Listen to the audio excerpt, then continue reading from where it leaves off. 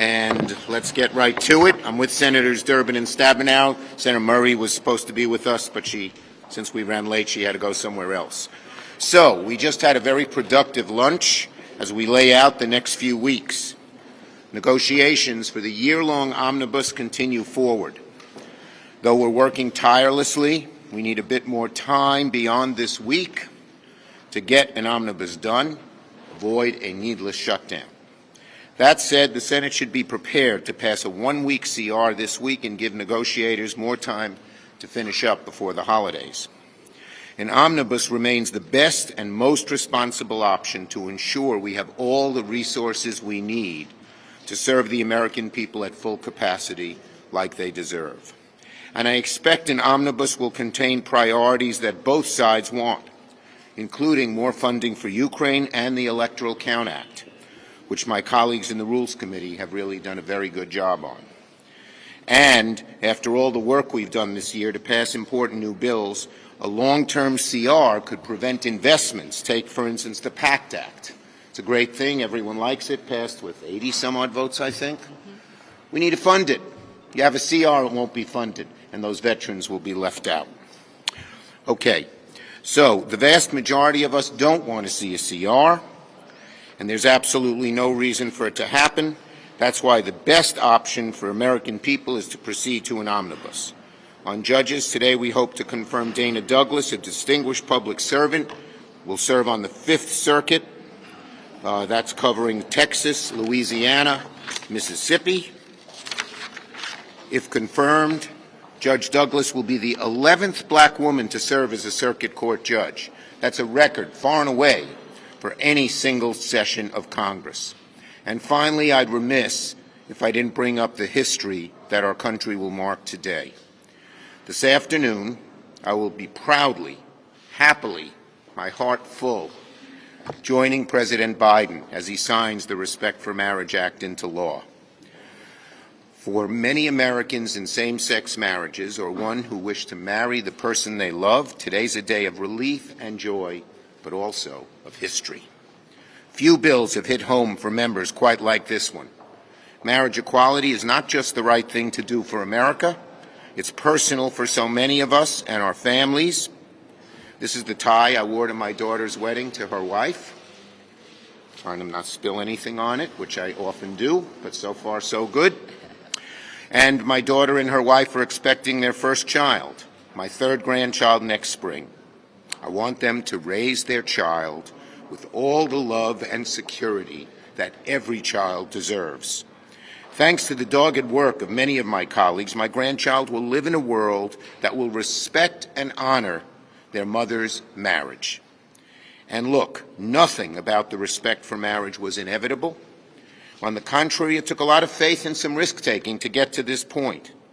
When I made the choice to delay, I had to rely on the better angels of human nature to say people knew this was right, and if we delayed and didn't just put down a symbolic vote, people would rise to the occasion, and praise God, they did.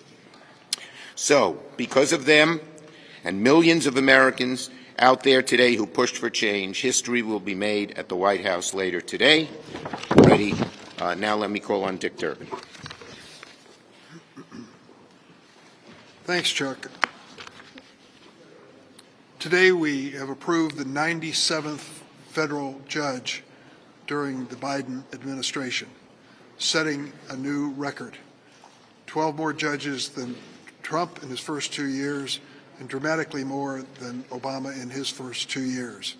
You have to go back to the Clinton era to see 2 years more productive for judges. But of course it was a different story then. Over 100 of the judges approved in the Clinton era were by voice vote. We should be so lucky. But these 97 judges are a step toward rebalancing the court, and we hope that even more will be approved this year. We also have 29 still remaining on the calendar, which we're going to do our level best to help before the end of this session, and I have 8 more ready to be reported from the committee right after the first of the year. We're taking this very seriously. We're going to rebalance the court, not just with diversity, but diversity that counts in life experience, and I think Senator Schumer pointed to that element as well. We are trying at the last minute to come up with some negotiations on avoiding a continuing resolution and moving forward with a omnibus spending bill. The Republicans should be with us. It was the Republicans who in the last campaign talked about defunding the police. Do you know what a CR does? It defunds the police by cutting back in the granting process the money that we want to give them so that they can hire at least 1,500 more police officers nationwide. If they should prevail and end up with a CR, those 1,500 officers will not be hired. The same is true about the crisis at the border. If you want more Border Patrol agents, don't go to a CR. That cuts back in the numbers that we believe we need. It's dramatically wrong, and the same thing is true with veterans assistance. So when it comes to the basic budget, it's a test on the messages of the last campaign from the Republican side. If they want to fund the police, if they want order at our southern border, if they want to make sure that our veterans are treated in a positive way, stick with us and pass an omnibus and do it quickly. Senator Stabenow. Well, thank you so much. And let me first say it is very exciting to go to the White House today and be a part of this bill signing. And thanks to Senator Schumer and everyone that's been involved. One story I think that may not have yet been fully focused on is the fact when the bill was enrolled in the Senate, normally the Vice President would sign the bill. If not, the President pro tem, Senator Leahy. They both stepped back and offered Senator Tammy Baldwin the capacity to sign and enroll the bill. And I think that was a very meaning thing and an important tribute to her and to everyone who worked so hard. Let me take just a moment, step back. This is the end of the year, and just reemphasize it's been a heck of a 2 years of hard work on behalf of the Democrats in the Senate and the House working with the White House. We know that the American people deserve a government that puts their needs first, and every single day, that's what we are doing. Throughout the pandemic and beyond, we work to lower costs for families, to create better paying jobs, and build safer communities. That's what all of this work has been about. And we are already now seeing the fruits of that. This CPI, once again, going in the right direction, going down when it's announced today.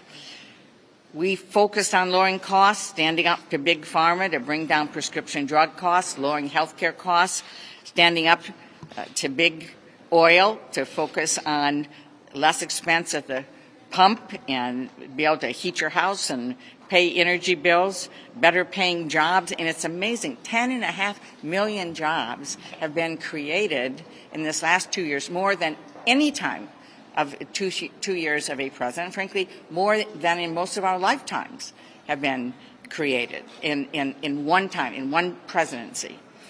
That's the largest job growth during any president's first 2 years. And one of the reasons that the poverty level fell last year to 7.8%.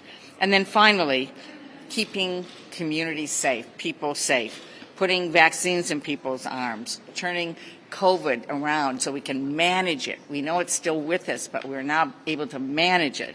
In addition to the important gun safety reforms in the Bipartisan Safe Communities Act, we also made historic new investments in transforming mental health services. It's about keeping communities safe. We ensured our local police and fire departments were funded, and we passed also the most significant climate reforms in our history. So, unfortunately, meanwhile, MAGA Republicans care only about one thing, their own power. We're going to keep putting people first as we go into this new year. We're going to build on what we have done to move the economy forward, keep people safe, and lower their costs. Thank you. We're only going to take a few because we got to get to the White House. Way back there. Yes, we're going to vote on that amendment. As you know, Republicans blocked it in the House, even though permitting reform is something that they've always supported in the past, so I hope they'll help us and support it. Yes. Do you plan on supporting a Democrat in the Arizona Senate race in 2024 now that Kristen Sinema has announced she's an independent? I'm focused right now on finishing the lame duck. Yes. Go ahead. Someone says a camera, not a hand. Go ahead. Can you just talk to us, take us back to the moment you learned of her switch, and why does she get to stay on committees if she is not explicitly caucusing with Democrats? Senator Sinema asked me to keep her committees, and that keeps the Senate committees functioning in a 51-49 vein, and that's what we want to do. Yes, Bolton. On the omnibus, Leader McConnell just said. I learned the day before. On the Yeah. omnibus, Leader McConnell just said that negotiators are very close to a deal. Do you expect something today or Wednesday? And are you confident the ECA will in fact be part of that? Second, I am very optimistic that ECA will be part of it. I think it has the support of all four leaders, and that's very important to get done.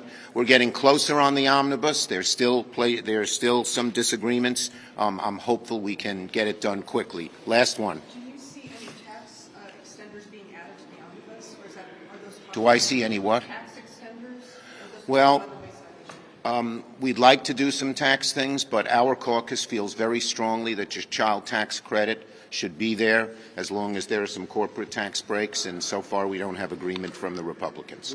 Thank you, everybody.